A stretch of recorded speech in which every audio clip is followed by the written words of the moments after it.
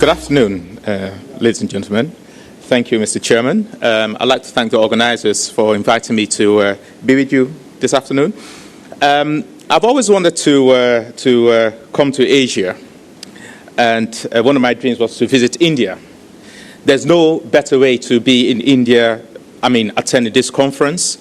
But the downside to my wish to visit India is that I'll be going back to Holland tomorrow, so it's going to be a very short stay, unfortunately. But that creates new opportunities, opportunity to visit again. I want to thank the audience as well, and I appreciate you staying till the end, and hopefully you'll manage to stay to the end of my presentation.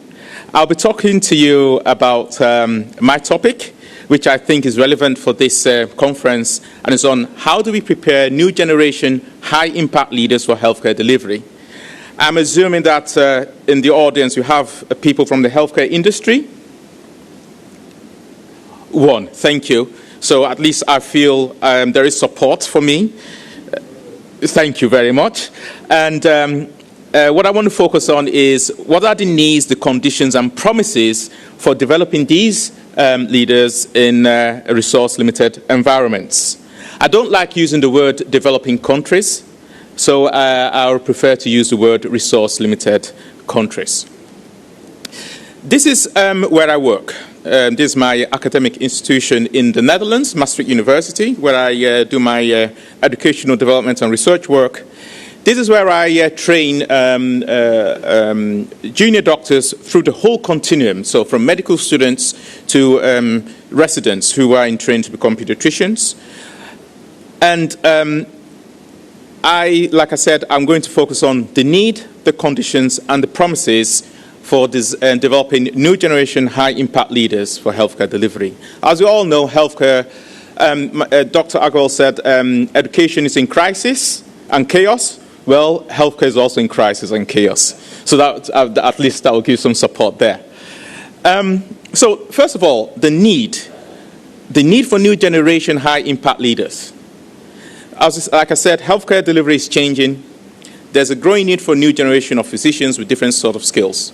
For those of us who've been to hospitals and what we've been seeing globally and internationally, the sort of practice that most of us are familiar with, I'd say about 10, 20 years ago, is not the sort of practice we are witnessing nowadays. So what are the issues at stake? Value. When we go to the doctors, we want to be sure that the sort of care we're receiving is the sort of care that we're seeking. Not only do we want our ailment to be taken care of, but we also want to have a conversation with someone who actually listens to what we have to talk about. Value. Then we need good governance and leadership.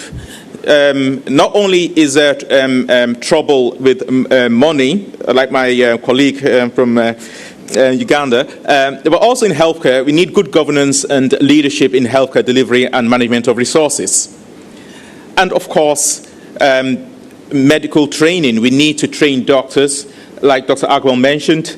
The face of training and the use and the sort of resources that we are using to train future doctors, these resources are changing as well. So we're talking about competency-based medical training, whereby by the time you finish training, you are qualified based on what you can do, and not because you spent 5 years in medical school, as it used to be. So talking about value-based healthcare delivery, what does that really mean? So there's been a lot of work on how to define value in healthcare.